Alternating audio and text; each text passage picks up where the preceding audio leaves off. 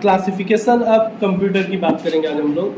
Classification of computer की बात करें तो कंप्यूटर को क्लासिफाई करना थोड़ा डिफिकल्ट है, क्योंकि कंप्यूटर को हम लोग कहते हैं कि कंप्यूटर 2 तरह का भी होता है, कंप्यूटर 3 तरह का भी होता है, कंप्यूटर 4 तरह का भी होता है।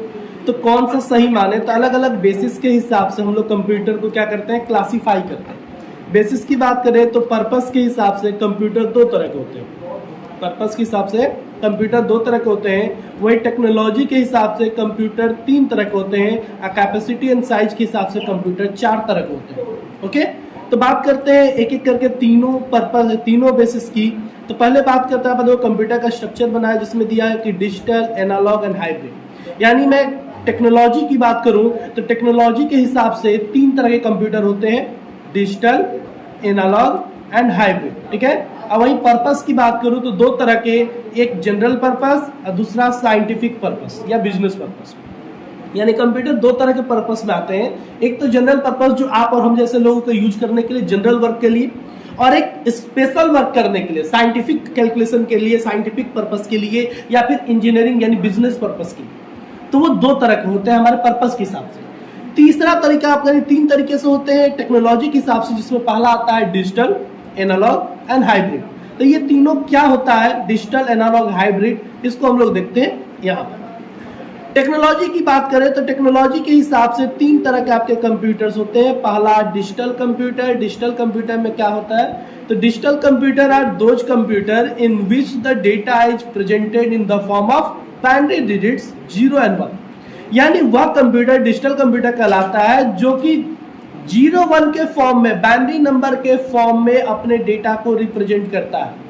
यानी जो भी वो काम करेगा वो किस रूप में करेगा, 0-1 में करेगा। यानी जो भी वो अंडरस्टैंड करेगा, जो भी लैंग्वेज वो जानता है, वो किस रूप में जानता है, 0-1 में, यानी बाइनरी नंबर के फॉर्म में जानता है। तो जो 0-1 सपोर्टेड होता है वो कौन सा कंप्यूटर होता है, एक डिजिटल कंप्यूटर होता है। Digital computer can only process digital information. Digital computer केवल डिजिटल इंफॉर्मेशन की प्रोसेसिंग करता है। ठीक है, इट एक्यूरेसी इज अनलिमिटेड, यानी इसकी एक्यूरेसी हाई होती है, अनलिमिटेड होती है। यूजेज की बात करें तो this computer are used for logical and arithmetical operation. ये पहले दिन ही आपको बताया गया था। यानी हम लोग जब जो कंप्यूटर यूज करते हैं वो कौन सा कंप्यूटर होता है, एक डिजिटल कंप्यूटर होता है, क्योंकि हमारा ही कंप्यूटर अर्थमेटिकल लॉजिकल ऑपरेशन को परफॉर्म करता है ना। तो डिजिटल कंप्यूटर क्या है, एक अर्थमेटिकल एंड लॉजिकल ऑपरेशन को परफॉर्म करता है, जो किस बेस पे काम करता है, 0-1 के बेसिस पे वर्क करता है, यानी बाइनरी नंबर के बेसिस पे वर्क करता है। किसी भी डेटा को, किसी भी तरह के इंफॉर्मेशन को वो रिप्रेजेंट करता है 0 और 1 में, यानी बाइनरी नंबर। समझ में आ गया। डिजिटल कंप्यूटर क्या है, तो डिजिटल कंप्यूटर एक ऐसा कंप्यूटर है जो कि 0-1 के फॉर्म में, यानी बाइनरी नंबर के फॉर्म में अपने डेटा को रिप्रेजेंट करता है। ओके, जिसका use arithmetical and logical operation करने के लिए होता है। और यूज कौन करता है, तो आम पर्सन, जनरल पर्पस के लिए इसका यूज होता है। ओके, एग्जांपल आप ले सकते हो डेस्कटॉप और लैपटॉप, ये क्या है, एक तरह का डिजिटल कंप्यूटर। एनालॉग कंप्यूटर की बात करें तो एनालॉग कंप्यूटर का मतलब होता है they can measure physical quantity and can convert range into numeric values. ऐसा कंप्यूटर जो फिजिकल क्वांटिटी को नंबर में कन्वर्ट कर दे, उसको क्या बोलेंगे, एनालॉग कंप्यूटर बोलेंगे। अब ऐसा कंप्यूटर आपने देखा है, ऐसा मशीन देखा है, कंप्यूटर को छोड़ देते हैं, ऐसा मशीन आपने देखा है जो आपके फिजिकल क्वांटिटीज को नंबर में कन्वर्ट करता है, ऐसा मशीन आपने देखा है। टेम्परेचर, हाँ लिखा ही है तो आपने पढ़ लिया। ठीक है, that is temperature, pressure, length, यानी आपका थर्मामीटर, थर्मामीटर आपका क्या हुआ, कितने डिग्री की सेल्सियस आपकी बुखार वो नापता, आपको नंबर में बता रहा है। फिर से आपका प्रेशर, कितना दबाव बना रहे हो आप, लेंथ कितना गहरा है, कितना ऊंचा है, आप निकाल सकते हो एक मशीन के द्वारा। तो ये सारे जो होते हैं एनालॉग मशीन होते हैं। या फिर आप ले लो अपने बाइक का स्पीडोमीटर, बाइक का स्पीडोमीटर, बाइक कितनी तेजी से दौड़ रहा है, इसको कैसे पता करता है नंबर में, तो स्पीडोमीटर हमें बताता है। तो स्पीडोमीटर क्या है, एक एनालॉग मशीन है। समझ में आ रहा है। आपका बीपी मशीन, आप पुराना वाला बीपी मशीन ले लो, अब तो डिजिटल आ रहा है ना। पहले वाला बीपी मशीन जिसमें पारा ऊपर नीचे होता था, वो कौन सा मशीन था, एक एनालॉग मशीन था। इन्हें आपका ब्लड प्रेशर कितना ऊपर नीचे हो रहा है उसको फिजिकल क्वांटिटी में कन्वर्ट करके बता रहा है। तो इस तरह से ये एनालॉग मशीन होते हैं। This computer are used in scientific and engineering field. अब इस कंप्यूटर का यूज कौन करेगा, आम पब्लिक करेगा, नहीं। कौन करेगा? एक साइंटिफिक यानी साइंटिस्ट लोग, डॉक्टर लोग या इंजीनियरिंग फील्ड में इसका यूज होता है। यानी अगर मैं कहूं जैसे ऑक्सीमीटर का भी नाम आपने सुना होगा कोरोना में, है ना, ऑक्सीजन अपना मापने के लिए, ये भी क्या कर रहा है? एनालॉग मशीन है कि नहीं है ना? फिजिकल क्वांटिटीज को नंबर में कन्वर्ट कर रहा है। तो क्या ये हर सबके घर में मिल जाएगा? सबके घर में है? नहीं है। क्यों नहीं है? क्योंकि जनरल पब्लिक के लिए वो है ही नहीं, वो साइंटिफिक एंड इंजीनियरिंग फील्ड के लिए यानी साइंटिफिक फील्ड के लिए वो है ऑक्सीमीटर। वही अब लेंथ मशीन की बात करें तो एक साइंटिस्ट उसका यूज शायद कर सकता है, नहीं तो ज्यादातर क्या करे, कौन करेगा? इंजीनियरिंग फील्ड में उसका यूज होगा ना। इस तरह से आप समझ सकते हो। एग्जाम्पल में automobile, speedometer, electric current meter, जो आज का आपका बिजली मीटर जो आ रहा है वो भी क्या है एक तरह का एनालॉग हुआ। कितना आप यूनिट खर्च कर रहे हो वो बता रहा है नंबर में कन्वर्ट करके। तो वैसे सारे मशीन जो होते हैं एनालॉग मशीन होते हैं। हाइब्रिड की बात करें, हाइब्रिड कंप्यूटर में features of both analogue and digital computer, analogue plus digital computer के फीचर्स को अगर जोड़ दिया जाए तो क्या बन जाएगा? हाइब्रिड कंप्यूटर सिस्टम बन जाएगा। It has speed of an analogue computer, computer इस कंप्यूटर का स्पीड जो होता है वो एनालॉग कंप्यूटर वाला है। और मेमोरी एंड एक्यूरेसी की बात करें तो डिजिटल कंप्यूटर क्या है, यानी एनालॉग कंप्यूटर की स्पीड बहुत फास्ट होती है और डिजिटल कंप्यूटर की स्पीड थोड़ी स्लो होती है, लेकिन एक्यूरेसी 100% की होती है। जैसे आपने देखा होगा कभी अपना वजन नपाया है, वेट मशीन बोलते हैं, वो भी एक एनालॉग मशीन है जो 2 रुपया लेकर 3 रुपया लेकर रास्ते में नापता है, छोटा सा डिवाइस लेकर। अगर आप उस पर चढ़ते होगे तो चढ़ते ही वो 100-200 पर भागता हुआ, कांटा बहुत तेजी से भागता है, कितना स्पीड फास्ट है उसका। और अब वही डिजिटल पे चढ़ो 90, 95, 100, फिर कम होगा फिर बढ़ेगा, है ना, लेकिन एक्यूरेट बताएगा। उसकी एक्यूरेसी, डिजिटल वाले की एक्यूरेसी सही है, हाई है, लेकिन एनालॉग वाले का स्पीड हाई है, एक्यूरेसी नहीं है, वो थोड़ा बहुत कम बेसी हो सकता है। जैसे आप डिजिटल एनालॉग घड़ी देखते हो और एक डिजिटल घड़ी देखते हो, डिजिटल घड़ी में आप एक्यूरेट बता सकते हो कि सर 9:03 हो रहा है, हो सकता है सेकंड भी मैं बता दूं अगर देखूं तो, हाँ। लेकिन एनालॉग वाले में जो कांटे वाली सुई होती है, घड़ी होती है, क्या उसमें एक्यूरेट बता सकते हैं? नहीं, कुछ सेकंड का कुछ मिनट का फर्क हो सकता है। मेरी बात समझ आ रही है? तो उसकी स्पीड अच्छी है लेकिन एक्यूरेसी खराब है। लेकिन डिजिटल की स्पीड थोड़ी स्लो है, ज्यादा स्लो नहीं है, अंतर ज्यादा नहीं समझ में आएगा, लेकिन स्पीड आपका सॉरी एक्यूरेसी उसका 100% की। बात करें यहाँ पर first use of hybrid computer इन 1968 में पहला हाइब्रिड कंप्यूटर यूज किया गया था। यूजेज की बात करें फिर तो hybrid computer used in hospital to measure the heart beat of the patient, patient के हार्ट बीट को मापने के लिए भी हम लोग क्या करते हैं, हाइब्रिड कंप्यूटर का यूज करते हैं। आईसीयू वगैरह में सबको आपको देखने को मिल जाएगा। It is generally used in scientific application और इन कंट्रोलिंग इंडस्ट्रियल प्रोसेस, यानी एक इंजीनियरिंग फील्ड या साइंटिफिक फील्ड में इसका यूज होगा। ओके, जैसे एग्जांपल ले लो ईसीजी मशीन जो आपके दिल को मापता है, ICU incentive care unit, cash register जो नोट गिनता है, अब कितना नोट लेकर जाता हो काउंट करके बता देता है बैंक वाला एक मशीन में रखकर, और प्लस वो आइडेंटिफाई भी करता है कि ओरिजिनल है कि डुप्लीकेट है। तो वो क्या है, एक तरह का हाइब्रिड कंप्यूटर है। एसटीडी बिलिंग, पहले एसटीडी पीसीओ चलता था, पीसीओ में भी आप फोन करते थे, बात करते थे, वहां से बिल निकल जाएगा कितना मिनट कहां बात की है, लोकल बात की है कि नेशनल बात की है कि आउट स्टेट बात की है, रोमिंग बात की, सब बता देता था। तो वो सब भी किसके माध्यम से होता था, एक हाइब्रिड कंप्यूटर के माध्यम से, वो भी एक हाइब्रिड मशीन था। समझ में आ गया?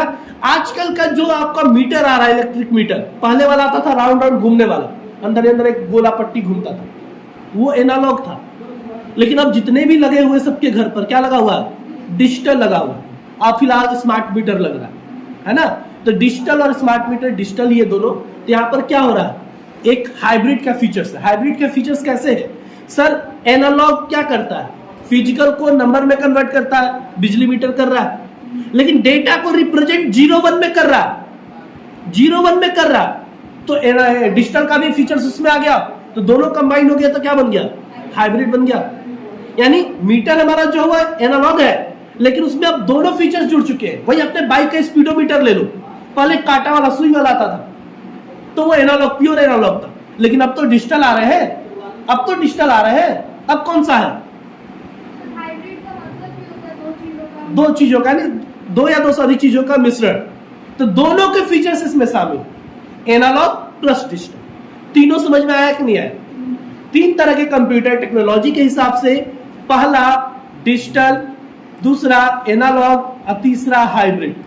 डिजिटल कंप्यूटर वह कंप्यूटर जो अपने डेटा को, अपने इंफॉर्मेशन को 0-1 यानी बाइनरी नंबर के फॉर्म में रिप्रेजेंट करता हो, ठीक है, जिसका use arithmetical and logical operation को परफॉर्म करने के लिए किया जाता है। वही एनालॉग की बात करते हैं। एनालॉग कंप्यूटर का मतलब जो ऐसा कंप्यूटर जो कि फिजिकल क्वांटिटीज को नंबर में कन्वर्ट कर दे, वो हमारा एनालॉग कंप्यूटर होता है। और हाइब्रिड कंप्यूटर मतलब दोनों के फीचर्स अगर आपस में शामिल हो जाए, एक साथ जुड़ जाए, तो बन गया हाइब्रिड कंप्यूटर। कोई दिक्कत है? अब बात करेंगे हम लोग साइज के हिसाब से, कैपेसिटी एंड साइज के हिसाब से कंप्यूटर कितनी तरह का होता है। तो कैपेसिटी एंड साइज के हिसाब से मैं बात करूं तो कंप्यूटर मैंने आप लोगों को 4 तरह का लिखवाया। 4 तरह के होते हैं कैपेसिटी एंड साइज के हिसाब से, जिसमें मैं छोटे से बड़े की तरफ जाऊंगा। सबसे छोटा, फिर उससे बड़ा, और फिर उससे बड़ा, और फिर सबसे बड़ा, ठीक है। तो सबसे छोटा कंप्यूटर किसको कहा गया है? माइक्रो कंप्यूटर को।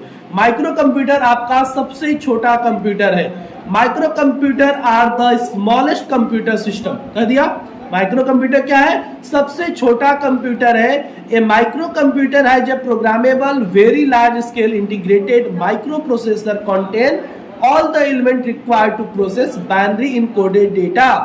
मतलब कह रहा है कि माइक्रो कंप्यूटर में क्या होता है कि एक छोटा सा माइक्रो प्रोसेसर यानी VLSI लगा हुआ, माइक्रो प्रोसेसर लगा हुआ है, जो कि अपने डेटा को बाइनरी फॉर्म में, बाइनरी यानी 0-1 के फॉर्म में प्रोसेस करवाता है। यही हमारा कंप्यूटर है ना। हम लोग जो कंप्यूटर यूज कर रहे हैं, कौन सा कंप्यूटर यूज कर रहे हैं? Micro computer. और अगर मैं टेक्नोलॉजी के हिसाब से पूछूं तो कौन सा कंप्यूटर यूज कर रहे हैं? Digital computer. समझ में आ गया? तो हमारा जो डेस्कटॉप और लैपटॉप है, इसमें माइक्रो प्रोसेसर लगा है, मतलब माइक्रो कंप्यूटर है। 0-1 में ये क्या काम करता है? हाँ सर, करता है। तो एक माइक्रो कंप्यूटर। माइक्रो कंप्यूटर को 8 बिट कंप्यूटर भी कहते हैं। माइक्रो कंप्यूटर को 8 बिट कंप्यूटर कहते हैं क्योंकि because the computer data transfer rate 8 bit per second, 1 second में 8 बिट का ये डेटा ट्रांसफर करता है, इसलिए इसको क्या कहते हैं? 8 बिट पर सेकेंड, यानी 8 बिट कंप्यूटर भी कहते हैं। The micro computer also refer two is personal computer. Micro computer को हम लोग पर्सनल कंप्यूटर भी कह सकते हैं, जैसे desktop computer and laptop computer. ये तीनों क्या है? या पर्सनल कंप्यूटर पीसी क्या है? एक माइक्रो कंप्यूटर है। The first micro computer is Altair 8800। पहला माइक्रो कंप्यूटर Altair 8800 तैयार किया गया था 1975 में। याद रहेगा, नोट करके रखिए ये सारे सवाल। Micro computer are used for general house hold work such as typing document, playing music, video, playing game. यानी माइक्रो कंप्यूटर का यूज जनरल वर्क के लिए होता था, हाउस वर्क के लिए होता था, लेकिन आजकल हम लोग माइक्रो कंप्यूटर का यूज स्पेशल पर्पस के लिए भी करते हैं, बिजनेस पर्पस के लिए भी करते हैं, ठीक है ना। कोई भी डॉक्यूमेंट तैयार करना हो, कोई नोट्स तैयार करना हो, अपने बिजनेस का हिसाब किताब रखना हो, तो हम लोग माइक्रो कंप्यूटर का यूज आजकल कर रहे हैं। माइक्रो कंप्यूटर में टाइप्स की बात करें तो पहला होता है डेस्कटॉप। डेस्कटॉप का मतलब पर्सनल कंप्यूटर, ठीक है, जो डेस्कटॉप के फॉर्म में होता है। आप यहाँ देख सकते हो, जिसका हर पार्ट्स जैसे सिस्टम यूनिट अलग होता है, कीबोर्ड अलग, माउस अलग, मॉनिटर अलग होता है, वो डेस्कटॉप के फॉर्म में होता है। इसे एक डेस्क के ऊपर रखा जाता है, इसलिए इसका नाम पड़ा है डेस्कटॉप। वही दूसरा पोर्टेबल कंप्यूटर होता है। पोर्टेबल कंप्यूटर में क्या होता है कि नोटबुक और लैपटॉप होते हैं। नोटबुक और लैपटॉप क्या है? अगर सवाल पूछ दे कि नोटबुक और लैपटॉप किस तरह का कंप्यूटर है, तो एक किस तरह का कंप्यूटर है? तो एक पोर्टेबल कंप्यूटर है, प्लस हम लोग बोल सकते हैं कि एक माइक्रो कंप्यूटर, ठीक है। नोटबुक और लैपटॉप दोनों सेम चीज है। नोटबुक को ही क्या कहा जाता है? लैपटॉप कहा जाता है, या लैपटॉप ही एक तरह का नोटबुक होता है। क्वांटिटी, कुछ कैपेसिटी का अंतर होता है, वो बाद में हम लोग समझ लेंगे। आर मोड पोर्टेबल पीसी, ये बहुत ही स्मॉल पोर्टेबल पीसी होता है, जिसको हम लोग आसानी से कहीं भी कैरी कर सकते हैं। लैपटॉप इसका नाम इसलिए पड़ा क्योंकि इसको लैप मतलब गोद में रखकर यूज किया जाता है, ठीक है, इसलिए इसका नाम पड़ा लैपटॉप। वही नोटबुक इसका नाम इसलिए पड़ा क्योंकि अब पहले के जो लैपटॉप होता था मोटा और बड़ा बड़ा आता था, अब मोटा और बड़े बड़े आते थे, लेकिन अब के जो नोटबुक आते हैं एकदम स्लिम, पतले पतले आते हैं, यानी किताब एक डायरी की तरह, इसलिए इसका नाम पड़ गया नोटबुक। ओके, लेकिन नोटबुक और लैपटॉप में अगर बात करें तो नोटबुक की कैपेसिटी थोड़ी कम होती है, लैपटॉप की कैपेसिटी हाई होती है। Tablet and portable computer. अब टैबलेट के बारे में आप सभी लोग को पता है। टैबलेट यानी आपको अपने पंप पे ऊपर, पंप टॉप भी इसको बोलते हैं, पंप यानी अपने हथेली के ऊपर रखकर इसको यूज करना पड़ता है, इसको टैबलेट या पंप टॉप भी बोला जाता है। पीडीए पर्सनल डिजिटल असिस्टेंट, ये टैबलेट की तरह ही होता है। ये सारे क्या है? एक पोर्टेबल कंप्यूटर के दायरे में आते हैं। स्मार्टफोन, ये भी आपका आ जाएगा। बात करेंगे दूसरा कैपेसिटी इन साइज के हिसाब से दूसरा कंप्यूटर जो है, दूसरा सबसे छोटा कंप्यूटर जो है वो है मिनी कंप्यूटर। सबसे छोटा तो माइक्रो, अब उससे बड़े पर आते, उससे बड़ा कौन सा? मिनी। मिनी कंप्यूटर आपका, mini computer are much smaller in size than mainframe computer but are larger than micro computer. Micro computer से ये बड़ा होता है लेकिन मेनफ्रेम कंप्यूटर से छोटा होता है। मेनफ्रेम मतलब तीसरा कंप्यूटर जो आगे बताऊंगा वो मेनफ्रेम, यानी मिनी से बड़ा कंप्यूटर होता है, ठीक है। माइक्रो से बड़ा ये है, इससे बड़ा मेनफ्रेम है, मेनफ्रेम से बड़ा सुपर है। Their storage capacity is more as compare to micro computer. इसकी कैपेसिटी, स्टोरेज कैपेसिटी बहुत अधिक होती है माइक्रो कंप्यूटर से। स्टोरेज कैपेसिटी क्या, प्रोसेसिंग कैपेसिटी भी अधिक होती है माइक्रो कंप्यूटर से। They are also known as mid range server. इसको मिड रेंज सर्वर के नाम से भी जाना जाता है। यानी माइक्रो कंप्यूटर का यूज तो किया गया था भाई होम यूज करने के लिए, असल में इसका यूज किया गया था बिजनेस यूज करने के लिए। यानी बिजनेस पर्पस के लिए हम लोग कौन सा कंप्यूटर यूज करना चाहिए? मिनी कंप्यूटर यूज करना चाहिए। लेकिन आजकल के माइक्रो कंप्यूटर भी बहुत ज्यादा पॉपुलर और बहुत ज्यादा पावरफुल आते हैं, तो हम लोग बिजनेस में उसका भी यूज करते हैं। लेकिन जहां स्मॉल बिजनेस की बात करें, जहां लगभग 50 से 100 यूजर्स को वर्क करवाना है पर डे, वहां पर मैं सजेस्ट करूंगा या फिर वहां पर साइंटिस्ट भी सजेस्ट करते हैं कि आप मिनी कंप्यूटर का यूज करें। मिनी कंप्यूटर माइक्रो कंप्यूटर से बहुत ज्यादा पावरफुल होते हैं। इसको मिड रेंज सर्वर भी कहा जाता है। स्मॉल छोटा मोटा सर्वर बनाना हो तो आप इस कंप्यूटर को बना सकते हैं। And were first developed as a special purpose mainframe computer. यानी मेनफ्रेम कंप्यूटर का ही एक छोटा भाई है ये। मेनफ्रेम बड़ा भाई हो गया तो ये छोटा भाई हो गया। जो काम मेनफ्रेम कर सकता है वो मिनी कंप्यूटर भी कर सकता है, लेकिन कैपेसिटी और क्या कहता है साइज का अंतर, कैपेसिटी एंड साइज का अंतर। जो काम मेनफ्रेम कर सकता है वो मिनी भी कर सकता है, लेकिन कैपेसिटी साइज के अंदर मतलब कि मान लो वो 1000 यूजर को हैंडल करता है तो ये 100 को करेंगे, बस कैपेसिटी एंड साइज का अंतर हो जाए। However, now they are widely used as a general purpose computer। इसका यूज हम लोग जनरल पर्पस के भी तौर पे कर रहे हैं। अगर अच्छी खासी स्पीड आपको चाहिए तो आप इसका यूज कर सकते हैं। They are suitable for small business requirement for a server or host। छोटे मोटे बिजनेस में इसका सर्वर का यूज किया जाता है, सर्वर या होस्ट की तरह पर इसका यूज किया जा रहा है। We support 100 of users at a time। 100 of user एक बार में ये सपोर्ट कर सकता है। अब क्या आपका माइक्रो कंप्यूटर कर सकता है?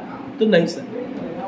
बिग मल्टी यूजर, इसको लगाने से आपका कंप्यूटर मल्टी यूजर बन जाएगा। They are used in interactive application in industries, research organisation, college and universities. इसका यूज अगर आपको करना हो तो इन जगहों पर आप इसका यूज देखने को आपको मिल जाएगा। In business they are used for invoicing करने के लिए, यानी बिलिंग करने के लिए, स्टॉक कंट्रोल करने के लिए, पेरोल के लिए, सेल एंड लाइसेंस के लिए, प्रोडक्शन प्लानिंग के लिए भी इस कंप्यूटर का यूज किया जाता है। They are relatively inexpensive than mainframe. Mainframe से बहुत ही सस्ता आता है, मेनफ्रेम से सस्ता आता है लेकिन मिनी से कॉस्टली आता है। But can perform almost all operation of A mainframe computer. Mainframe वाले सारे काम ये करते हैं, मेनफ्रेम वाले सारे काम करते हैं, याद रखिएगा। There speed of operations and memory space is lesser than mainframe computer. Operation की स्पीड थोड़ी स्लो होगी मेनफ्रेम की अपेक्षा और स्टोरेज स्पेस भी कम होगा मेनफ्रेम की अपेक्षा। They are about the size of 2 drawer filling cabinet. एक 2 कैबिनेट के बराबर इसका साइज होता है। ये नॉर्मल कैबिनेट जो हम लोग आता है इसके 2 के बराबर, यानी 2 सीपीयू के बराबर आप समझ लो एक मिनी कंप्यूटर का साइज होगा। मिनी कंप्यूटर को 16 बिट कंप्यूटर कहते हैं। मिनी कंप्यूटर को 16 बिट कंप्यूटर कहते हैं। क्यों कहते हैं? क्योंकि इसका जो डेटा ट्रांसफर रेट है वो 16 बिट, यहां नीट हो गया है, bit per second. Okay. The first popular mini computer was named as PDP-8। PDP-8 यानी पहला मिनी कंप्यूटर कौन सा था? PDP-8। पॉपुलर मिनी कंप्यूटर की बात हो रही है, first popular mini computer which was launch in 1965। 1965 में उसको तैयार किया गया था। लेकिन पहला मिनी कंप्यूटर पूछा जाए तो पहला मिनी कंप्यूटर क्या था? मिड। कब किया गया था? 1960 में। किसके द्वारा? IBM कॉर्पोरेशन के द्वारा। हो जाएगा। और भी मिनी कंप्यूटर के एग्जांपल बताया जाए तो PDP-11, IBM इतना, सीरीज एंड वैक्स 7500, ये सारे popular mini computer. Mainframe computer जो कि तीसरा सबसे बड़ा, सबसे छोटा मिनी, माइक्रो, उसके बाद मिनी और उसके बाद मेनफ्रेम। मेनफ्रेम की बात करें तो these mainframe computers are large powerful and expensive system.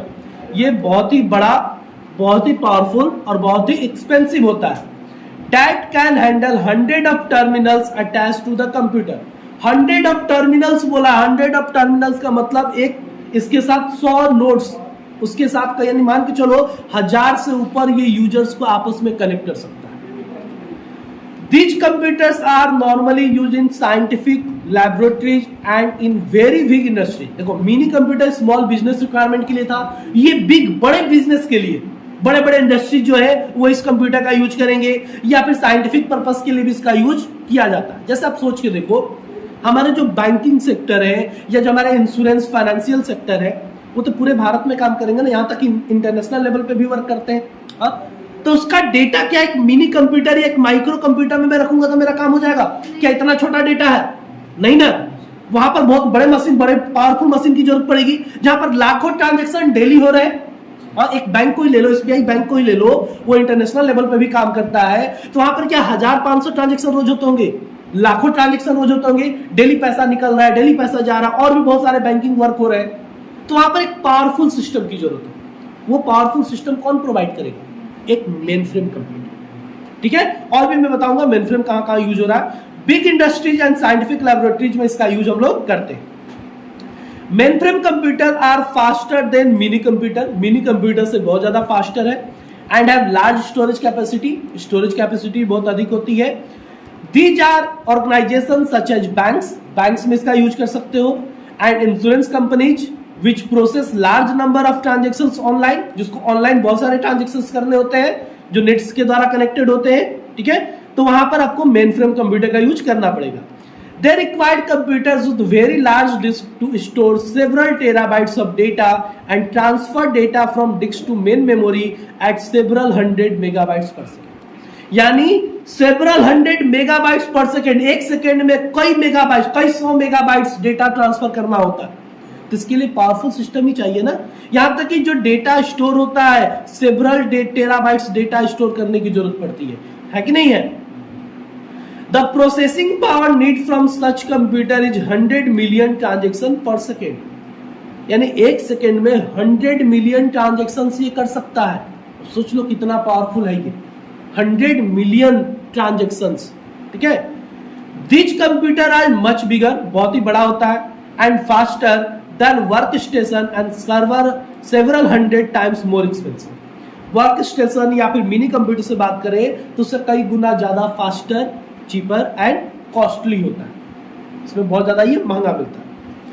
They normally use proprietary operating system, एक अपना ये अलग से ऑपरेटिंग सिस्टम ये लोग तैयार करते हैं। हर बैंक वाले हर सेक्टर में अलग अलग तरह के ऑपरेटिंग सिस्टम यूज होते हैं, अलग अलग तरह के वर्क को करने के लिए। जैसे अकाउंटिंग के काम के लिए अलग, फाइल सिक्योरिटी कंट्रोल करने के लिए भी होता है। They are normally such much more reliable when compare to operating system which usually provide extensive. यानी इसमें क्या होता है कि अलग अलग तरह का ऑपरेटिंग सिस्टम यूज किए जाते हैं। अपने अकाउंटिंग का काम करना हो, चाहे फाइल सिक्योरिटी का काम करना है, किसी भी तरह का वर्क, नॉर्मली किसी भी तरह का वर्क करना हो तो वैसा ऑपरेटिंग सिस्टम यूज किया जाता है, लगभग वो हर तरह के वर्क को रिलायबली रूप से पूरा कर सके। दे नॉर्मली यूज, ये तो हो चुका है ना, रिपीट हो चुका था ये लाइन, मैंने आप लोग को छुड़वा दिया था, फिर मैंने बोला था यहां से लिखने के लिए। ओके, अब एग्जांपल्स की बात करें तो मेन फ्रेम कंप्यूटर्स के एग्जांपल है CDC 6600, वैक्स 88800, IBM 4881, IBM 3380। ये सारे क्या है? Popular mini computer, main frame computers. Main frame computers को 32 बिट कंप्यूटर भी कहते हैं क्योंकि इसका डेटा ट्रांसफर है 32 bit per second. Main frame computer को इंट्रोड्यूस किया है IBM ने 1952 में। कोई दिक्कत है? अब पहले मेन फ्रेम को एक और चीज समझ लीजिए, मेन फ्रेम का यूज और कहां कहां हो सकता है। पहला तो आपने बैंकिंग सेक्टर समझ लिया, दूसरा फाइनेंशियल सेक्टर या इंश्योरेंस सेक्टर। अब कोई भी इंश्योरेंस, जैसे कि मान लो LIC ही है, तो LIC का डेटा क्या सिर्फ बक्सर में सेव होगा? नहीं, LIC एक बहुत बड़ी कंपनी है जो इंटरनेशनल लेवल पे भी वर्क करती है, यानी भारत के बाहर भी ये वर्क कर रही है। ठीक है, NRI लोग भी अपना लाइफ इंश्योरेंस करवाते हैं। तो यहाँ पर जो डेटा उसका कलेक्ट होगा, जो स्टोर होगा, उसके लिए एक पावरफुल सिस्टम की जरूरत है। एक पावरफुल सिस्टम की जरूरत है जो इस PC यानी माइक्रो या मिनी कंप्यूटर पे स्टोर नहीं किया जा सकता। तो वहां पर जो डेटा की जरूरत पड़ेगा वहां पर क्या पड़ेगा, यानी किस तरह के कंप्यूटर की जरूरत पड़ेगी, मेन फ्रेम कंप्यूटर की जरूरत पड़ेगी। यहां तक कि आप रेलवे का डेटा देख लो, रेलवे का डेटा मतलब आपका कौन सा ट्रेन कहां पर है, ये आपको कैसे पता चल रहा है, कहीं ना कहीं सर्वर में उसका रिकॉर्ड मेंटेन हो रहा है तब तो आपको पता चल रहा है। तो पहले सर्वर में मेंटेन होता है और फिर सर्वर से जो लोग जुड़े हुए हैं अलग अलग साइट्स पे आप देख